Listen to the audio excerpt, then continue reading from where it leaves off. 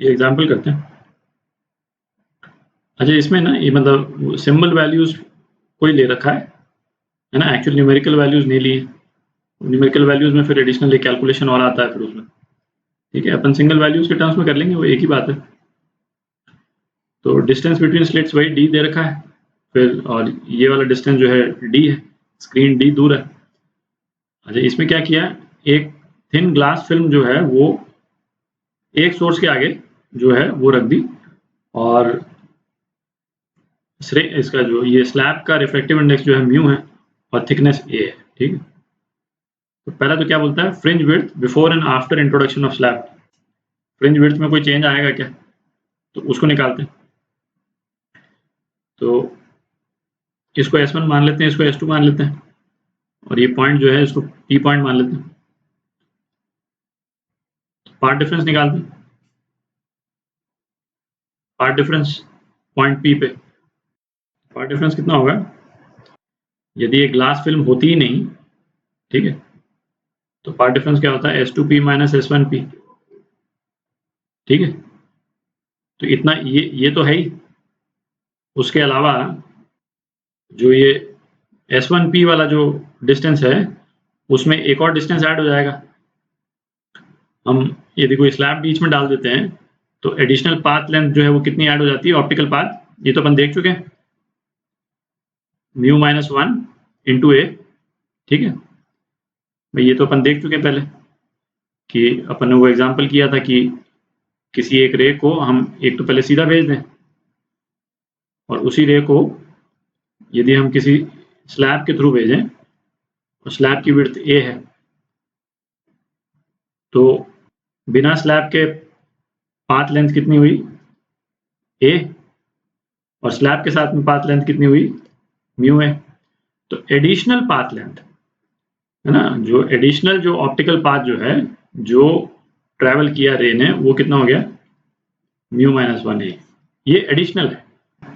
तो सपोज ये पूरा डिस्टेंस सपोज एल है, ठीक है, और एक इतने वाले पोर्शन में हमने ये स्लैब डाल दिया जैसे दिख रहा है, तो टोटल पाथ लेंथ यहां से लेकर यहां तक की कितनी हो जाएगी, एल प्लस ये एडिशन म्यू माइनस 1 ए, ठीक है। वही चीज की अपन ने यहाँ S1P में हमने म्यू माइनस 1 ए ऐड कर दिया, ठीक है।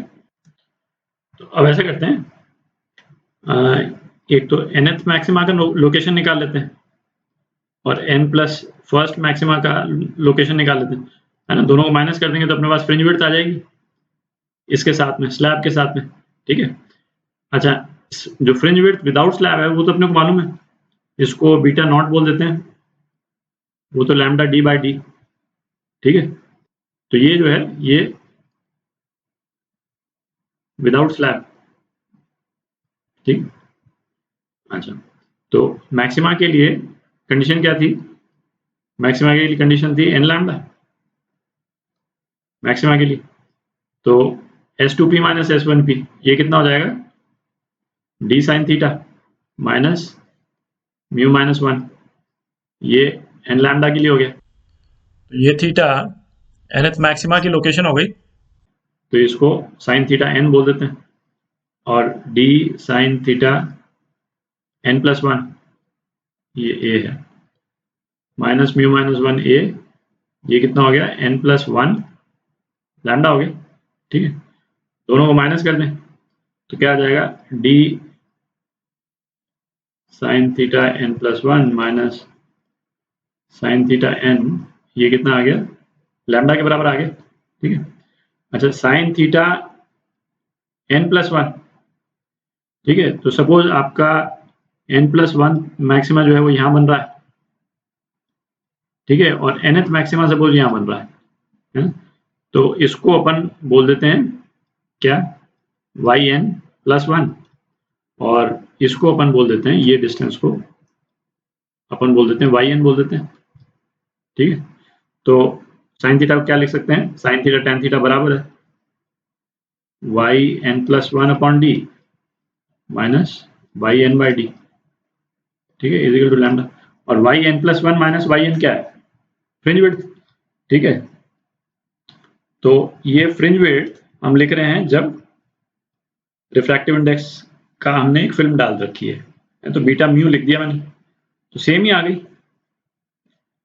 लैम्डा डी अपॉन डी आ गई।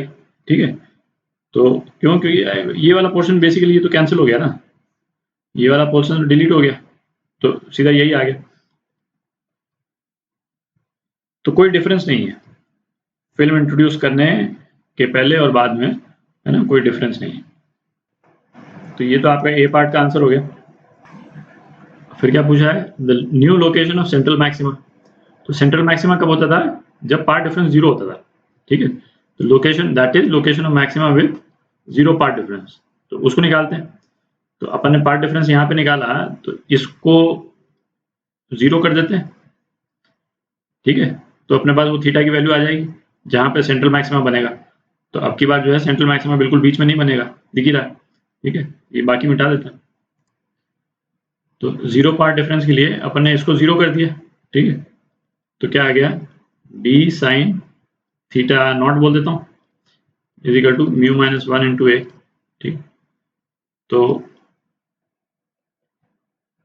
ये साइन थीटा नॉट आ गया mu minus 1 A upon D. ठीक है, और साइन थीटा नॉट क्या हुआ, सपोज जो अब जो सेंट्रल मैक्सिमा है वो यहाँ पे है, इसको अपन वाई नॉट बोल देते हैं इस पोर्शन को। ठीक है, तो साइन थीटा नॉट को अपन लिख देते हैं y not upon d, y not upon d is equal to mu minus 1 a by d. ठीक है, तो अपने को क्या चाहिए था, वाई नॉट चाहिए था, वाई नॉट आ गया आपका mu minus 1 A D upon small D. तो ये आपका पार्ट बी का आंसर आ गया। तो इससे अपने को क्या दिख रहा है कि जो सारी फ्रिंजेस जो हैं वो ऊपर शिफ्ट कर गई, दिख रहा है भाई। पहले जो है वो सेंट्रल मैक्सिमा जो है वो यहाँ आता था, सेंट्रल मैक्सिमा उठ करके ऊपर चला गया, है ना, क्योंकि बेसिकली ये वाला रूट थोड़ा सा लंबा हो गया। ठीक है, तो अब जैसे इसको यदि आप विजुलाइज करना चाहें तो पहले जो है वो दोनों रेज यहाँ आती थी। ठीक है, और ज्योमेट्रिक पार्ट डिफरेंस 0 होता था। अब ये वाला पाथ तो लंबा हो गया क्योंकि इसमें हमने स्लैब लगा दी, तो जब ये वाला पाथ लंबा हो जाएगा तो नीचे वाले पाथ को तो ज़्यादा रेजिस्टेंस ट्रैवल करना पड़ेगा। ठीक है, तो अब जो है वो ये वाला पाथ यहाँ आता है और ये वाला पाथ यहाँ जाता है, तब जाकर के ये दोनों बराबर होते हैं। कौन से दोनों, ये वाला और ये वाला रूट। ठीक है, तो ये हो गया, ये पार्ट बी का आंसर। तो ये आपका पार्ट बी हो गया। ठीक है, अच्छा अब क्या बोलता है, number of fringes which got shifted. तो ये डिस्टेंस दिख ही रहा है, तो number of fringes which got shifted, number of fringes shifted कितना हो जाएगा, y not upon beta mu हो जाएगा। ठीक है, ये तो क्लियर ही है भाई। यदि ये 2 मिलीमीटर शिफ्ट होता है, और है मतलब जस्ट एग्जांपल के लिए कह रहा हूँ, यदि वाई नॉट यदि 2 मिलीमीटर होता है, ठीक है, और आपका फ्रिंज विड्थ यदि 0.5 मिलीमीटर है, तो कितनी फ्रिंजेस शिफ्ट हो गई, 4 फ्रिंजेस शिफ्ट हो गई। ठीक है, तो नंबर ऑफ फ्रिंजेस शिफ्टेड वो इतना हो गया। अब क्या पूछ रहा है, intensity of the wave at the centre of the screen. यहाँ पे अब यहाँ पे मैक्सिमा तो रहेगा नहीं, कुछ और रहेगा यहाँ पे। ठीक है, कंपेयर टू मैक्सिमम इंटेंसिटी। तो पार्ट डी करते हैं अब। तो क्या पूछा है, intensity of wave at centre of screen, मतलब यहाँ पे सी वाले पॉइंट पे, क्योंकि अब यहाँ पे मैक्सिमा तो बन नहीं रहा, अब तो कुछ और यहाँ पे है ना, वेव रिजल्टेंट वेव जो है वो बना रही है। तो सी पॉइंट पे दोनों सोर्सेस की जो वेव जो पहुंच रही हैं, एक तो ये और एक ये। ठीक है, तो अब पार्ट डिफरेंस जो हो गया पॉइंट सी पे, delta x at point c, S2C माइनस S1C, ये तो 0 ही हो गया, है ना, जो ज्योमेट्रिक डिस्टेंस है। तो जो एक्स्ट्रा पार्ट डिफरेंस इस स्लैब के कारण है, बस कितना, केवल वही रह गया। तो एक्स्ट्रा पार्ट डिफरेंस इस स्लैब के कारण कितना था, इतना था। ठीक है, तो पार्ट डिफरेंस इतना है, तो फेज डिफरेंस कितना होगा, 2 pi by lambda into delta x. तो ये हो गया आपका 2π/λ इंटू म्यू माइनस 1a। ठीक है। अच्छा, अब इस वाले स्टेज पे यदि आपको वैल्यूज दे रखी होती तो आप ये फाई एक्चुअल में निकाल सकते थे। ठीक है। अच्छा, जो यहाँ पे जो रिजल्टेंट बन रहा है ना, उसकी इक्वेशन अपन क्या निकालते थे, 2a cos π/2 और साइन और ये वो ऑसिलेटिंग कंपोनेंट है ना, इससे अपने को मतलब नहीं, अपने को इस एम्पलीट्यूड से मतलब है। तो ए रिजल्टेंट जो था वो अपना 2a cos π/2 था।